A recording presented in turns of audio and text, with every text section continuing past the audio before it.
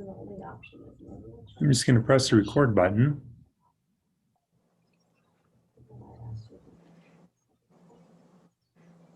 Hello, everybody. I want to welcome you to the P2 live forum today. We have good attendance considering the holiday. So welcome. Small amount of housekeeping on my side. First off, you'll see a lot of neat photos from us in our marketing communication from Stephen Rocco's son, who has a new fancy camera, and this would be one of them. So a lot of fun working with really good pictures. Also, we now successfully have DigiKey all set up, and they've taken delivery of their first P2 stocking orders, so we should see that on their website shortly. And then Mauser is coming up, and RS Components as well. I really hope this helps out the European customers of ours, but they're stocking everything, the whole P2 line, as well as some educational products that they needed. So that's coming. As you browse around our website, there are clicks, as you know. No, come on. Yeah, I told you, Michaela. Okay, let's hit a few more mutes really quick. Here, there. Oh, see, it still has my. Johnny Mac, I'm brave muting him. John, unmute yourself when you're ready to go. Anyway, as you browse around on our website and you come across the clicks, in the description, you will see that there are objects getting produced for them, and these have been from John so far. Thanks, John. And he's taking a little break, but he's going to be adding more. So I think around half of them have objects at the moment, and they're on our GitHub, of course. This is a current picture, unfortunately distorted by the way I just stretched it. Unfortunately, it looks bad, but we are building through the weekend 600, I believe, P2 edges and another 250 Johnny Macs. So yeah, our team just jumped right in. You know, we're in a back order situation. It's not something we want to be in because we want to get these off to people before Christmas season so they have something to do over the break. And it looks like we're going to make it. So this guy, Kenneth, who's our machinist, is running the pick and place with Terrell and just getting on top of this through Monday.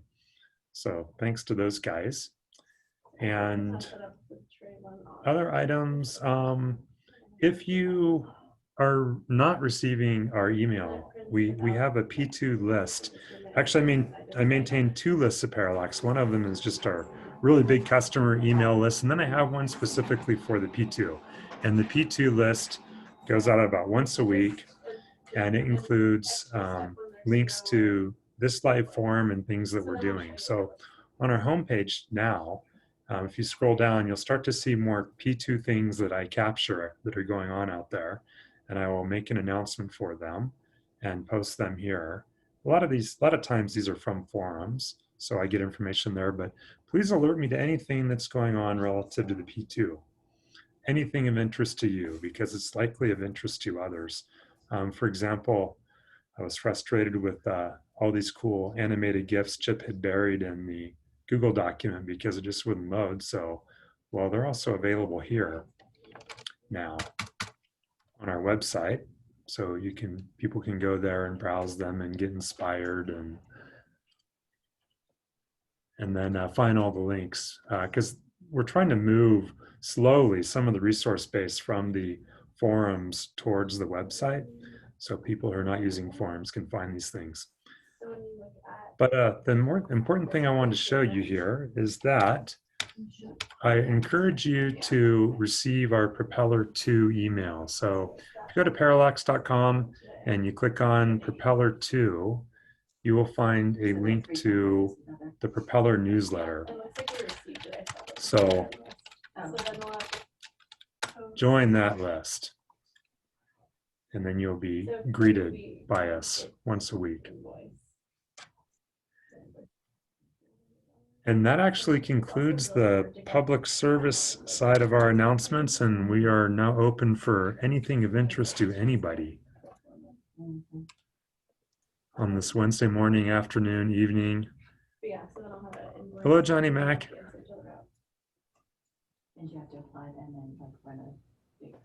Hey, Ken. Oh, hi, Bob. So anybody, who wants to, yeah, feel free to unmute yourself, and Chip might have a few things to share today. I'm not sure. Yeah, there's someone that needs to be muted. They're talking. That's actually Ken. It's Oh yeah, that's me. I'll mute. Controller and the new Yeah. controller in his office. I sit by the most important people in Parallax, the ones that manage funds. So we have a training going on today, so I'll mute myself. This Thanks. is Mike again. I've got a question for Ray Cluso. Where are you at in terms of the OS and converting over the CPM stuff?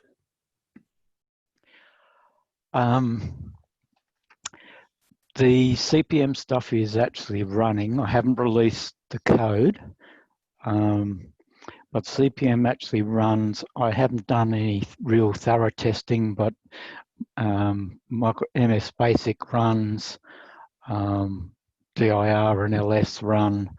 I haven't tried WordStar. I'm not familiar with WordStar, so I haven't tried it. But I don't really have the screen running to use that. I'm just using Eric's screen. He leaves the a command prompt in screen mode, so I just output to that. The OS runs. There's some problems with it, like a DIR doesn't work the second time round because I'm obviously corrupting some of the variables and things like that, but it does run. You can do a DIR, you can do an LS, you can copy files between CPM disks, which are actually just a file under FAT32, so backwards and forwards, that works. And there's a couple of other things that work on it. It requires a bit more work. It's using the full duplex FAT32 driver that Kai wrote, that I've converted to Spin 2, and it's got my driver in a separate cog that handles all the SD raw I/O. That all works. Again, I haven't released the source of that, but I could.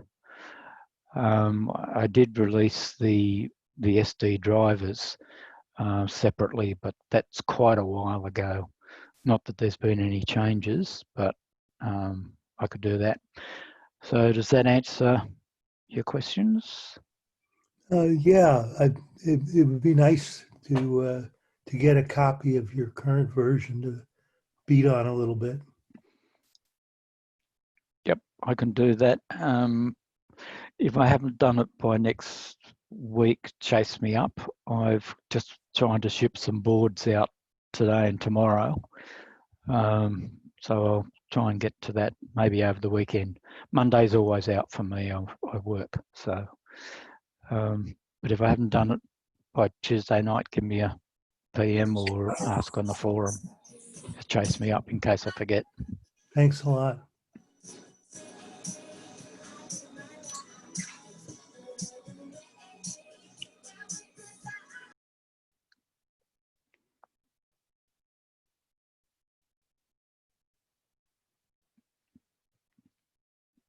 Okay, so nobody is talking. Chip, how are you? Good. How are you doing? I'm kind of just getting awake. You know, I do night shifts. So what are your plans with the spin interpreter and spin? I have to put my thumb on it. How far are you? Well, what I've been working on lately is actually not a whole lot, kind of like in a refractory phase after all that debug stuff, but I've been going into the debug code, and there's something that happens there where I have, I make a copy of the first 100 hex longs, 256 longs. I write them to the debug memory, which is that top 16K. And then I use a semaphore lock to manage control of the serial port, right? But the trouble is all these, because you might have 8 cogs in debug interrupts all at once. So this image, it starts to eat up a lot of memory. It's like, what's 8 times 1K, 8K bytes. And there's even a little more. So it eats up half of the memory. So I realized, well, wait a minute, I could use the semaphore to not just gate use of the serial port, but I could use it to gate use of a single buffer space that everybody could use in turn, right? And then if I need to do a delay, which sometimes you want to do at the end of a debug, I could do that in a little tiny 16 instruction stub right before returning from the debug interrupt. So what I could do is I could return control to the next guy and then do a delay if it's needed, and then back out. So when I get this thing working, it's going to free up like 7 kilobytes of. It's going to do 2 things. It's going to free up about 7K of that protected memory up top, and because I only have 1 buffer now, I can make it the full size of the cog. I could even make it contain the LUT too, but I'm just going to have it, store everything from 0 to F is stored automatically, but it's going to store everything from 010 to like OF or 010 to 1F9, right? So it'll cover pointer A and pointer B too. And I can leave the LUT. I don't need to mess with the LUT. But what this will enable me to do is like really enrich the debug program, because I've been like in this cage now. I can't get the program any bigger because I'm at the limits of storage and how much is practical to do. So now I've just doubled the size. So I can have like in one app, I can have a really nice, debug thing like we use for graphical debug, but also I can put all of the kind of like single stepping and breakpoint and everything we need to make a full debugger in there, and bidirectional serial. And I can even have more printing routines so that I don't have to, have everything stored verbosely for the debug memory, because Stephen Morocco has been running out of it. So now I'll have the room to have the facility to actually compress the debug data so I can decompress it at go time. And it's going to really open things up a lot. So once I get this change made, it's like smooth sailing all the way to a full debugger. And we're going to have more, efficient memory use and more debug stuff possible. I mean, just the volume of debug stuff will increase a lot because there's going to be a lot more storage. So that's what I've been working on. And I got all the documentation up to date now for that Spin2 doc, everything. One thing I didn't have covered last week we met was the MIDI, but I got that in there. And I put in a whole section about calling PASM from Spin2. So I covered inline assembly in all its detail. I covered the call instruction, what happens when you do a call, what's available for you, and then also the reg load and reg exec, got those covered. So now some missing things that were kind of important that I didn't realize I'd missed are covered. So everything you need to know to work between Spin and PASM is in there now. Nice. So finally, we can get you to work on your Spin interpreter again on the Spin compiler. Spin compiler. Yeah, I mean, that's obviously something I want to do, but before, and I know you guys think my priorities are out of order, but before I do that, I really want to make this file system, because that is important to having things work on a chip. That's something that we're missing that we need. But we don't need a debate about that unless you really want to. Yeah, actually, we have 2 implementations now. The team OS has kind of that file system in the Flash, which I like pretty much. And Eric has that file system for the PC kind of connected to over the serial, also like you, is kind of an escape character. So you can use the host file system of the directory where your program is started from, sort of, which is pretty neat to use. And maybe you can kind of adapt one of, or even both of them, the file system on the host is already integrated in the P2 load program. You give it another parameter, and then it's basically using the serial terminal and the file system of the host. It's pretty neat to use, and I think it should be possible to kind of do that in Spin 2 too. It's also like you did with the backtick. He has another escape character. I don't remember what now, but it's basically working like your debug thing, but it provides a host file system to the P2, and it's pretty neat. Yeah, file system support is the big missing thing. We've got keyboard and mouse covered and video, but not the storage. The storage is what sets everything free. Yeah, the next question is running Spin out of external memory. Well, let's see. Well, you know, the problem with that is that we'd have to cache it, I guess. We'd have to do some partial caching, but could be done. Does anyone have any update? There are some chips out there that are 8-pin SPI devices that are rather large SRAMs. I think they at least go to 2 megabyte. Does anyone know anything new about those? Those are kind of interesting. I mean, they could share the clock pin and maybe even the data pins.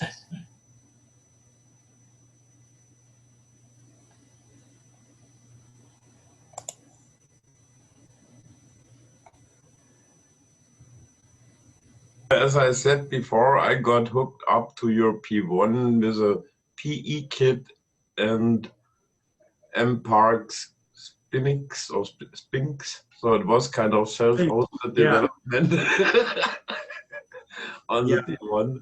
And that was kind of like, I don't know, after programming those big mainframes, it was like getting back in my childhood. TRS-80 and, you know, booting up and boom, it's there. Yeah.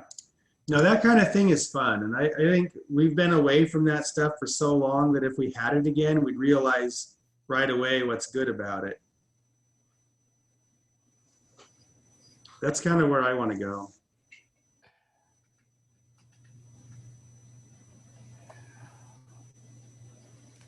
Another thing would be to build some P2 program to display your debug screens. Yep. Yeah, that's definitely part of it. We could cut the latency down to nothing almost. And that would be really important also for like a full-blown debugger, because the trouble is, well, Jeff is working on a threaded serial engine for the PC, but we have to cut the latency, the turnaround time down. You know, on the chip, it's easy to do. You can immediately respond. It'd take more work to respond later than it would right away. But on a PC, you got to do a lot of work to be able to respond right away. But because see, if I use a semaphore to, you know, gate the use of the main memory buffer and the serial port, then talkback from the PC needs to happen faster. Otherwise, we hamstring everything, you know. So we need faster serial to make it play right. Yeah, that brings us to Peter's serial USB 3, whatever, UB3 chip, which would replace the FTDI for less cost and way more features, kind of watchdog and controllable reset, which is one of my problems I have with all your boards not having a jumper on reset. So when you kind of plug something in USB, Propeller resets. No? I'm not sure, but he said it's in there. I haven't got one yet, so I couldn't try. I think the problem in this case is more on the PC side, not handling the serial efficiently, and so it's not able to go at the full speed of the USB device that's plugged in. Well, you're talking about the resets that occur without when you plug and unplug things, right, Michael? Yeah, actually it's unplugging, plugging, and even if you plug something else in your USB hub, it will re-enumerate the devices, and by that toggling DTR, and then the propeller resets. The only right board you had was that spinneret. There you had a jumper for programming or not programming, so kind of jumper between FTDE and the propeller reset, so that you can't, that the propeller wouldn't reset basically. Right. And then it keeps running. But if you have kind of a production line and you plug in USB because you want to check some output, boom, it resets. So I have cut traces currently on all the boards I buy. I don't do boards, I just kind of buy them from Parallax, and I basically need to cut traces to reset so they don't reset, and then I have to figure out how to put a jumper there. And I mean, it's not that much cost to add that to your No, it's not. It's No. not at all. I wish Michael Mulholland were on here because we could ask him. But I agree. Now, does anyone know, Roy, you might know, is this remediable by going into the device manager and setting up some configuration stuff for the USB so that it won't do this? It won't cause a reset? Actually, Michael had some post about that, where you kind of go into that device and then change settings for that device. And Yeah. but I mean, doing that on any production system is also not nice. No, it's not I mean, practical. easier would be just to have a fucking jumper there, and if you leave it there, you can use it like before. But if you plug it out, it's kind of reset protected, basically. Yeah, the problem is if you change the device in Windows, then it will never do the reset, right? You can tell it not to do the DTR or whatever, right? Or not. You can tell it to do it or not, and then if you tell it not to do it, you'll never be able to reset, so you have to manually reset the program. It's better to just have the board be set up to handle it appropriately. Part of it is that the FTDI chip itself is firing the DTR signal when you disconnect USB, because DTR means data terminal ready, and it's not ready anymore, so it's toggling it or something because of that. I'm pretty sure that's the case.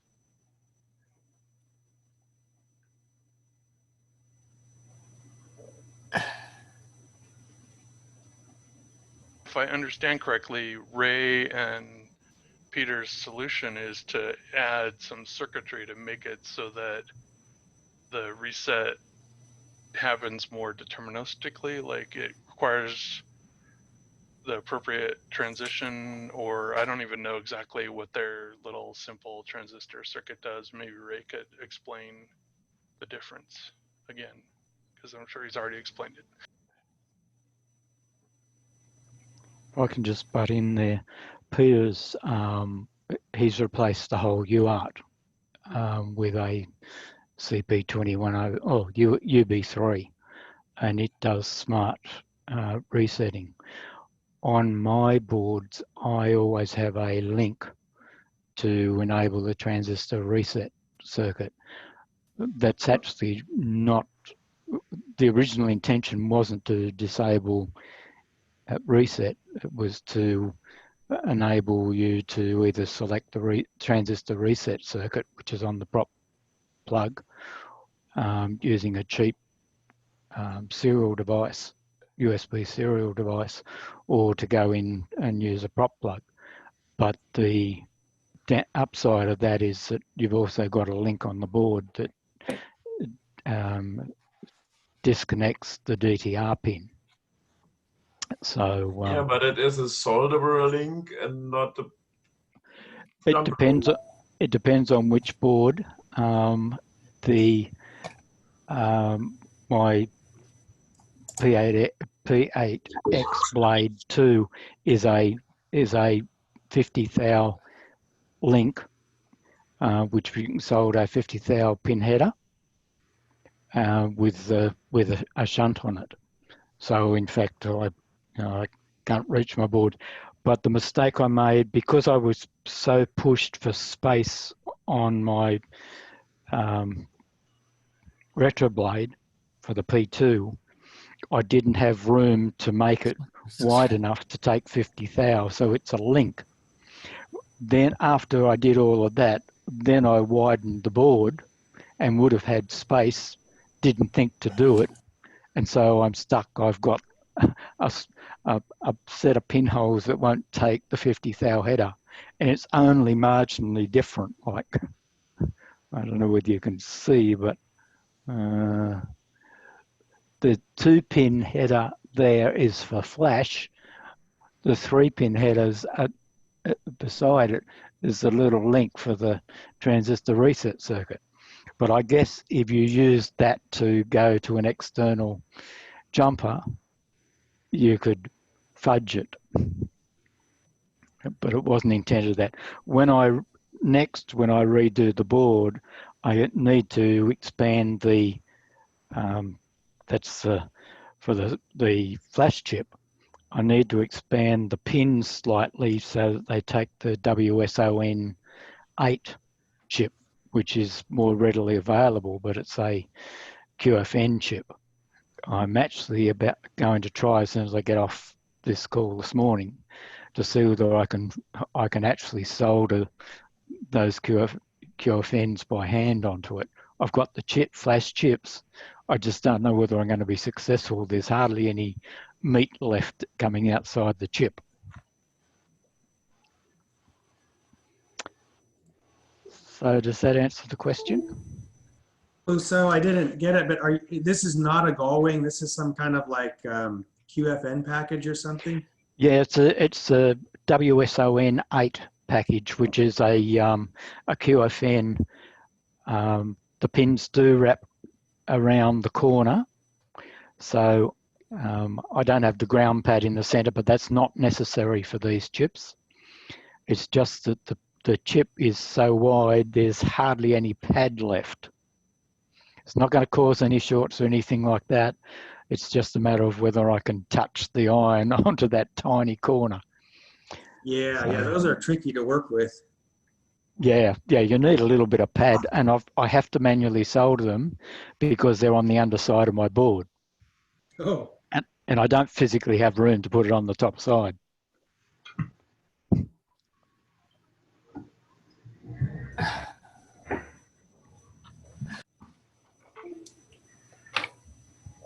Hey, Stephen, how is your project going?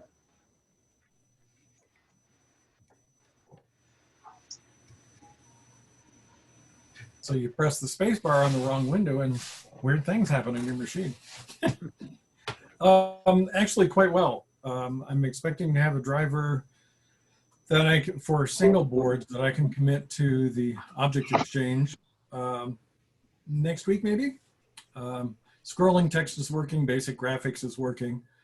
Single board setup seems to be working pretty well. It supports different board types. And so now it's just get it committed. Me learning how to ship in times of COVID is kind of interesting. And so I'm working on trying to ship test facilities out. We're still trying to work on how to build the boards and make them available. And so that's coming up real soon. Working with Ken on that, but I'm excited. It's going well. For VS Code, I have the syntax highlighting stuff out there, separate project. And I just put up a new version today that fixes the problem we saw with highlighting. So kind of fun. Overall, I'm happy with the progress, but it's been slower because I've been paying attention to PCB details and trying to get Stephen, would you say realistically that in 3 weeks we might have the Hub 75 adapter boards? Or was it more like 4? Probably closer to 4, but let's try for 3. Yeah, from our discussion today, I think we could definitely do 4. Yeah. You have a little bit of setup to do, but. Yeah, I'd love to. Going to be interesting getting that done. Chip, a question for you on the spin strings. Do you allow escape characters in the strings? Are they just backslashes? Okay, now by string, do you mean something in the debug? No, Type in string just quoted strings. In quoted strings in the language, you use double quotes, right, for strings? Yeah, yeah. Okay, so here's what happens. It only allows you to put, printable text characters in those, but what you can do is just end the quote, put a comma, put 27, whatever you got, and then start quotes up again. Because what the compiler does is it takes a string and it actually outputs it from the parser as value, comma, value, comma, value, comma, value. So if you break the quoted string and just put comma values and then start another quote to the innards of the compiler, it just looks like values separated by commas. Does that make sense? Yes, it does. I'm actually more asking outside of the debug context, if you have backslash characters that get put inside of strings. No, it doesn't. It'll treat backslash as an ASCII character. Okay, good. So you have to just put the ASCII values in decimal or hex or whatever, but separated by commas. Okay. And it's that way for like 0 strings. The only thing that ends a Z string is a 0. So Right. you can have. I was gonna ODs say, several ways. you have to be careful, Stephen, you don't put a 0 in the middle of your string, because the compiler will, with most of the string processing functions, will just say, oh, that's the end. Understood. A lot of us have been writing string processors that have the ability to embed escape characters in. My new full duplex serial, I found somebody had done that. Sadly, I don't know who, so I don't know who to credit, but I took that and ran with it. So in my P2 full duplex serial, it'll do a lot of the kind of standard stuff that you have, escape stuff in Python and C in those languages. Yeah, the reason why I was asking is because, John, your code specifically, you have lots of example code out there. And so when we run against your GM code files, we found that you had quoted a backslash character. And my syntax highlighter was treating the backslash as a prefix for escape sequences. And so then that killed the syntax highlighting from there forward in the file. I pulled that back out again now in the latest version, and now it's quoting strings correctly. And so I just had to make sure in asking this question that I just shouldn't be processing those characters so I can quote strings properly. Well, I reserve the right to be wrong. So if I was wrong, do I need to fix something in my code? Negative, your code is fine. It's just that Spin doesn't support backslash, and I was treating it as if it does. Oh, got it. And so I fixed the syntax highlighter, and now your files look much better than they did before.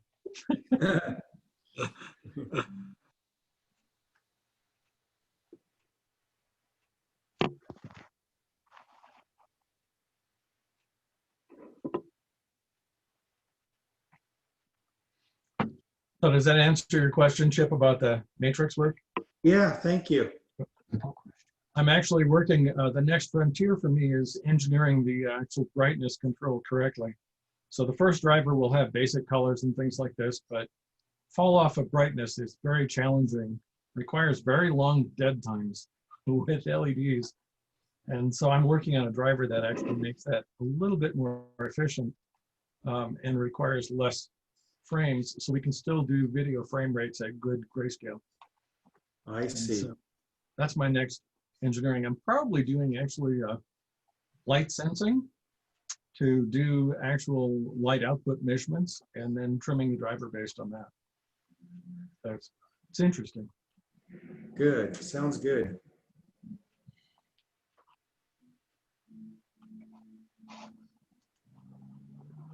Hey everyone, sorry I'm late. Hi, Jim. Hello.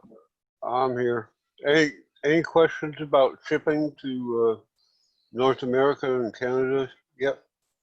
I know Ray and I have been communicating, and Peter also. So we should have them in the US here pretty quickly.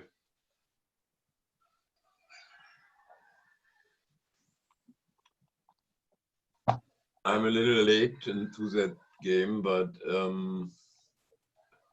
where I need to order them, should I use the PM to you or to Peter or to? Yeah, all the purchases should go through Peter or Ray. They have their PayPal stuff on the threads. It's kind of hard to find them, but if you go to the first thread, they usually have them in there.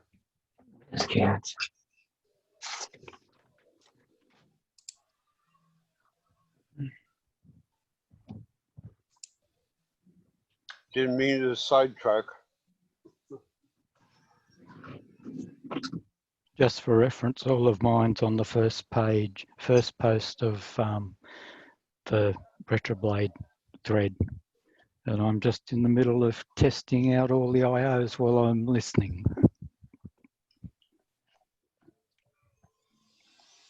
Good to know, because for the project I'm working on, the P2 eval is simply too big. I need a smaller board, you know. Would the Edge suffice?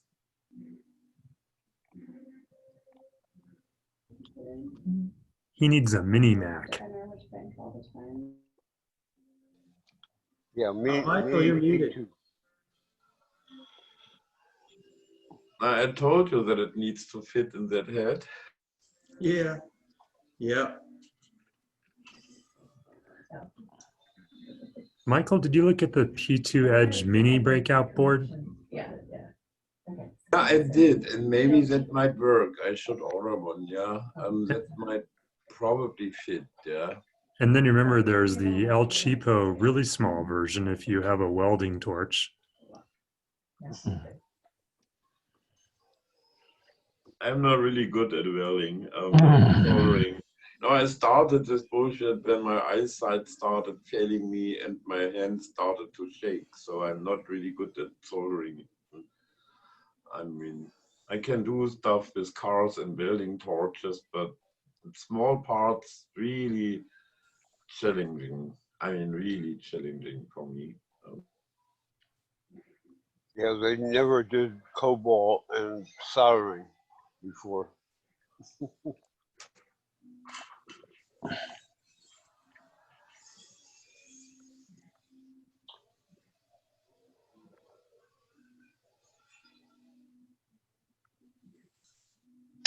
Yeah, Ray, Cluzo, did you try them COBALTs on your CPM or not? Because they didn't work on the P1 CPM, but they might work on your version on the P2 now. No headphones on. Cluzo, did you try the CP the three? I have 3 COBALT compilers. I kind of put in your thread. The COBALT compiler? No, You didn't try them. I haven't tried. I haven't tried it. I haven't got. I'm still busy trying to ship stuff, so no, okay. I haven't tried it.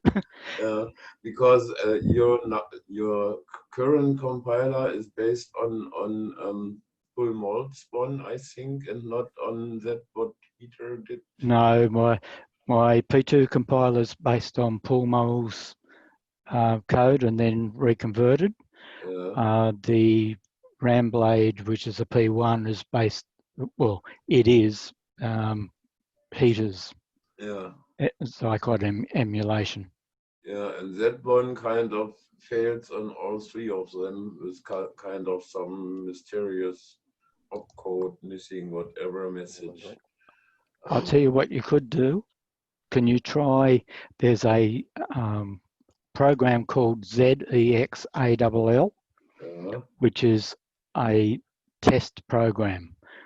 I haven't got that to run on P2. I tried a year ago when I was in the UK, But if that can run on the, because you've got a RAM blade, if you can try that on a RAM blade and tell me where it fails, I can fix the instruction that fails.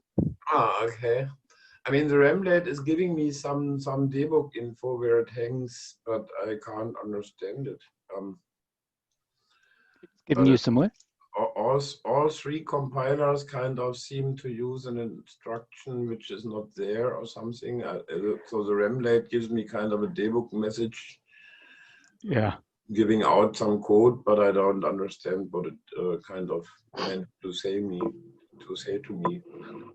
If you post the code up on the Ramblade forum or the Zycog forum, I can take a look. But there were, Heater only implemented a subset of the extra Z80 instructions, whereas Pulmo implemented the lot, as far as I'm aware. Looked like it when I converted them all. Yeah, I need one of your retro blades to try out the CPM there. Well, I'm going through testing all the IOs at the moment. Well, if I can get the camera, because it's on a short lead, but yeah, and my box of chips boards. So I'm just verifying that all the prop pins. I found one prop out of the 21 that I've assembled had pins that were bent up, not flat, on one corner, and so about 5 or 6 pins hadn't soldered down. So I decided I'd better therefore check not only the shorts, which is what showed up the problem because it didn't have power, but what I realised, it wasn't actually checking to the end of the board. And while my boards are all bare boards tested, I didn't. I thought, oh, there's a possibility there. If the pin's not down, then it doesn't get to the edge. So on my first lot, I'm going through and I'm physically checking every I/O pin around the edge of the board, making sure it really does work. Well, I've just got through the first 7 and they're all okay. I'm just starting on the next batch. So. Ray, are these Rev B as in boy? Most of them are Rev Bs. There's a few Rev Cs. Okay. The Rev Cs turned up in time. Thanks, Ken. Welcome. By the way, was that a packaging problem on our side that the pins were bent up? We don't know.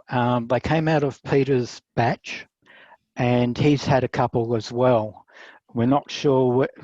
He wasn't certain whether he may have done it inadvertently or whether they came that way. But if the chip's not properly located and seated in its little compartment, and then you put the carrier on top of it, it can squash and deform them. But we don't know the answer to that. There was the other thing that I sent you a PM about yesterday. There was a bit of contamination in the latest set. Yeah, a lint or something. I'll get a look at those trays and see really exactly what's happening there. Yeah, well, certainly I've assembled 7 of the Rev Cs, and certainly just then every one of them had been seated down correctly because I just finished the tests on them, so they're all good. Well, you're a good first tester because you hold us to a high standard, so we'll get it right. You just might be guinea pig. Yeah, here. if no one tells you can't fix it. Right. We learned that many years ago with our own companies. I did notice I've just sent you, or I'm in the process of sending you a text, but you might look at, on the website, you've got a picture of the P2 chip, and it's an ES chip. Now you've got real ones. Get that updated with a real one, because some engineer's going to look at it and say, oh, you're conning us. You really don't have real chips. Vaporware. Yeah, next week we're getting that photo. Thanks. I'll get it on the list now. Yeah, great. Yeah, really good. The sooner we get rid of all these ES chips, ES branded chips, the better. Because some engineers think don't realise what's fact and fiction. Yeah, somehow assembled by Chip and Red Bluff. Yeah. Yeah, the fact that they came out of the same factory and all the rest of it, and they were used to qualify the chip is irrelevant. Yeah.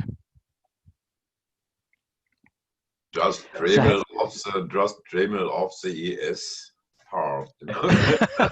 Send it off. Yeah.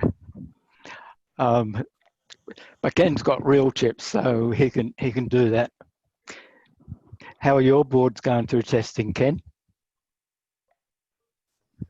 Yeah, early results were very good. Everything's passing now. Great. Mhm. Yeah. How many Yeah. have Well, been made? Did you start making them yesterday or today? Yesterday, yeah, 500, and we're gonna finish them Friday and Saturday, and then we're moving right into the Johnny Max on Saturday, and it's gonna be a little crazy because we have to stuff all of those, all except for one part. So they'll be all laid out all over the whole manufacturing area because it'll take up a lot of volume. And then the part that we're missing comes in on Monday. there's always one of them, isn't there, Ken? There's always one, you know, and no matter what we do, I mean, you order things that are in stock and then they're gone the next day. And It's a real nightmare.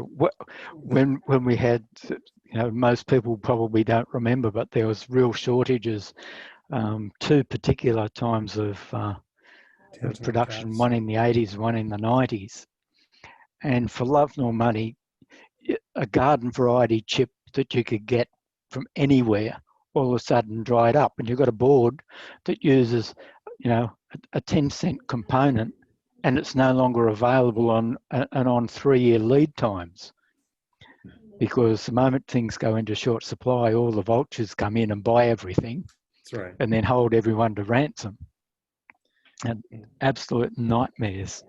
Yeah, the parts we've had trouble with are these solder bearing headers. So we've often used our pick and place to put headers on boards and send them through the reflow, but we're moving away from that universally because it always has involved specialty suppliers that I won't name that are on the East Coast that never can hold their promises and only sell direct. So good engineering ideas to use them, but we don't need that anymore since we have machines that can do the through hole. Is that like the Samtec SMDs that you use on the quick start Like memory that. board? Similar to that, yeah, that's a that's a reflow oven SMT part, yeah, exactly. But Samtec is okay though generally for us. Yeah.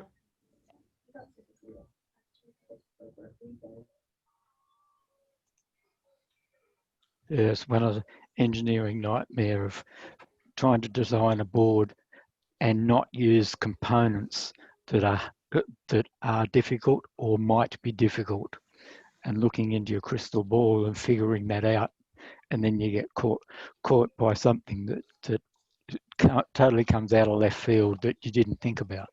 And you can't afford to hold everything in stock for, a year's worth of supply or more. You've got to take there's got to be some risk in there. Otherwise, you've got to sell your boards for double the price. Right. And another issue we have too with production is parts might have multiple uses on different boards. And so we could be planning a run of Johnny Max, but those parts might also be used on a P2 eval board or a robot board or something. Suddenly they get stolen out from under us. We steal from ourselves. And this is actually kind of hard to guard against in an MRP system, in an ERP system. I mean, you can take what is yours. Yeah. So usually now we end up issuing parts before we are doing the job, so they're really not available, even though they are available. Just dumb little tricks. You guys are having all the fun. I have the boring job.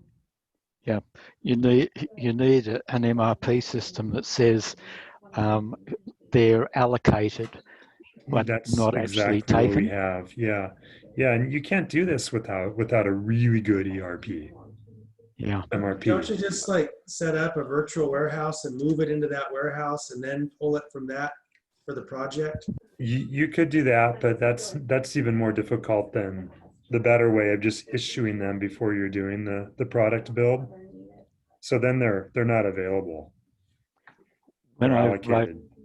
wrote an MRP system for a company, Rex Aviation, that sold citations and aircraft parts for citations.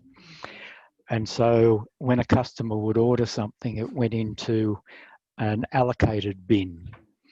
And so if there was an aircraft on the ground, all the salespeople could see that there was something allocated going to someone, and then they could look it up and see whether they could steal it. Because and believe me, anyone with aircraft who's got a part on order and someone else has got an aircraft on ground, they all give it to the other person because they know the shoe could be on their foot next time. Yeah. So there was never any drama about it. The point was you need to be able to see it. So, you know, if someone would break a windscreen and there'd be one on its way to somewhere in Australia, and someone would all of a sudden need it, and they'd, oh yeah, it's on its way, it's there. Quick, grab it, redirect it. It costs a fortune when you have an aircraft on ground. Yeah. Well, Ken, you could always ask the forum members if they have a reel of a component that you need. Yeah, on the that's forums. true. Yeah. So what are we waiting for Monday? I have to look it up. Let me do a check.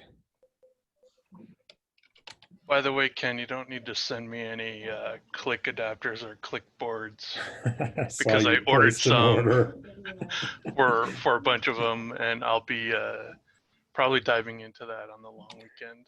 Thank you. I had some clipboards on order on the old website. Now I have to see how I can put them over on the new website. I just ate the $10 UPS cost. It was supposed to be free, but whatever. Parallax can have my $10.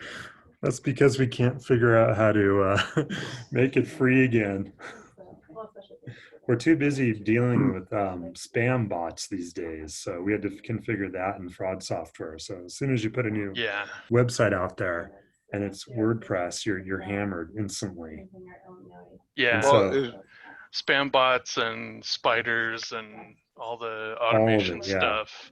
You have to add a bunch of crap just to block all that so your site doesn't get taken down. Exactly. You know, it's like, okay, we're done. Great. Now we can improve it. But then it suddenly quits working and it's getting attacked and there are malicious logins going on.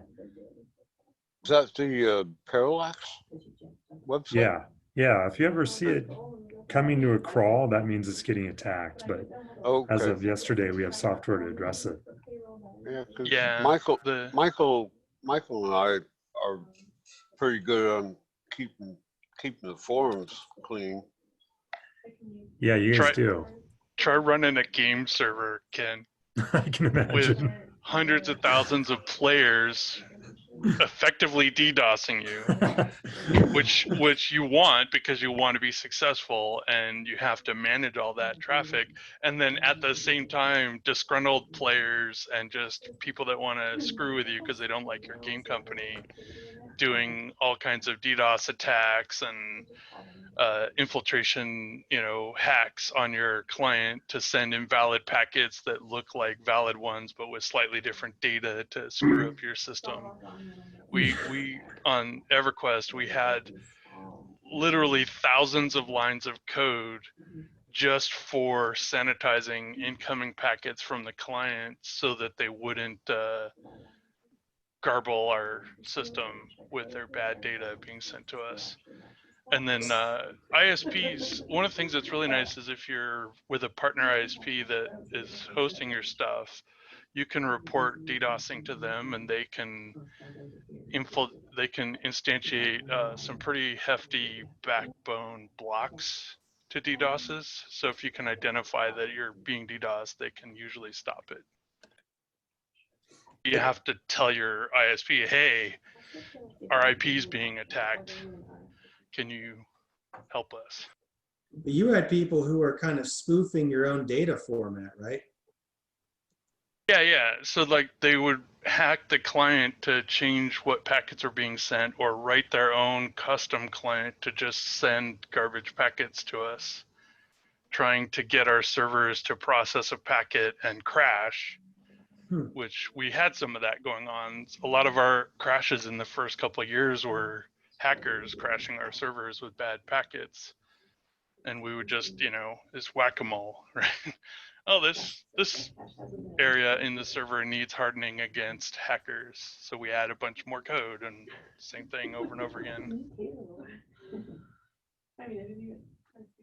But you have to be careful to differentiate between your actual players just being very demanding on your system because there's a lot of them, versus, malicious intent people. Sometimes they can look the same because, when your servers go down and they come back up, you get inundated with all the players trying to log in all at once. So you get a whole bunch of lost packets, right? Because you're getting hundreds of thousands of packets hammering your server, and it's dropping a bunch of them because the nature of Ethernet, right? Even though we had multi-gigabit fiber connections per server cluster, they can still collide.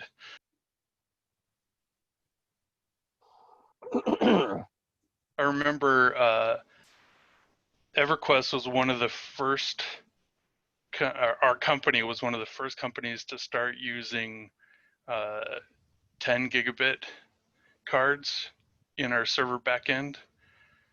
We bought like some of the first ones that were ever released, and our ISP added support for them just for us. Like EverQuest in the late 90s, early 2000s, when it first came out, it was the cause of massive ISP upgrades in San Diego to handle all the traffic. We literally funded the development of 2 data centers being expanded massively because of our traffic. Because of an epic game, yeah. Wow. Well, how many players would you guys have online simultaneously? Was it So at peak, our peak number ever was 118,000 players simultaneously online. The average was typically, during that high period, the average was typically in the 80 to 90K. And then for certain events, it would go up a little higher. and how much data per player is moving every second? Oh, it's several K per second being transmitted, both to the server from the player. It's not quite as bad from the player to the server. You get like 1 or 2K. Coming back the other way, it's as much as tens of K. And we spent massive amounts of time optimizing that and reducing that and doing compression and coalescing of data and whatnot to make it so that the traffic wasn't as high. Like over about 2-year period that we were focusing on a lot of this stuff when I first started working there in 2000, 2001, we almost cut it down to 1/10 what it was at launch. At launch, it was super wasteful. It was like sending movement packets for things that weren't moving just over and over again. I'm here, I'm here, I'm here. And it's like the same location, and, sending full size stuff and individual packets for everything instead of coalescing and compressing, which dramatically cut it down. Like, How do you aggregate all that player activity to formulate what you got to send back to everybody else, or do you not aggregate it all? no, it's proximity based aggregation. So I have a proximity bubble around me of say a couple hundred meters, and everything that's within my proximity, I get updated about from the server. And different things have different proximity ranges. So like other players, if they're in your group, then they have higher proximity range. So you'll see them farther out, and NPCs have a certain range, and non-important NPCs. So like there's NPCs you don't interact with, like critters in the world, little bunnies running around and stuff like that. They have a pretty short proximity range so that they don't Non-playing waste. character, is that what that means? Yeah, NPC, non-player character, and then PC player character, right? So player characters are real people in the world, and NPCs are all the simulated AI/behavior players, right? Critters and creatures and monsters and dragons and whatnot. A lot of the savings was on reducing how much NPC data got sent to the client. The original EverQuest was like sending everything, and a lot of it the client never needs because it's only used by the server. So we, like the first half of our savings was just reducing what we sent to the client at all. And then another big chunk of it was the rates at which we sent the data.